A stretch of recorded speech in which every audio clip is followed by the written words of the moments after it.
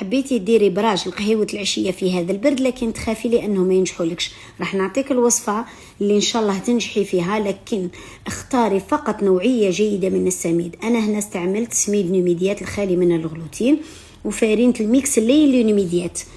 حطيت 2 كيلات ونصف سميد نوميديات خالي من الغلوتين، كيلة فارينة الميكس اللين نوميديات كذلك، قرصة ملح، ملعقة سكر، وملعقة كبيرة لحظة. هنايا لحظة يعني في حليب البودرة، حليب البودرة يكون خالي من الغلوتين. هنا فقط ملعقة السكر، يمكن تعويضها بملعقة عسل عسيلة عادي أو عسل حر. مزجت مليح الخليط تاعي، يعني النواشف مزجتهم مليح، من بعد أضفت عليهم كيلة تاع السمن وزبدة، يعني الكيلة تاعي قسمتها على 2، نص السمن وكملت الباقي نصف الآخر بالزبدة.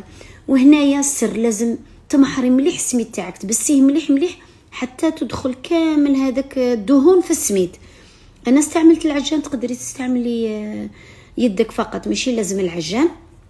من بعد زدت عليها حبة بيض واضفت عليها كيلة تاع مزهر والماء، لميتها مليح ما يتعجنش، هو ينطم مليح بالمزهر، وخليته يرتاح. غطيته بكيس غذائي وخليته يرتاح نصف ساعة.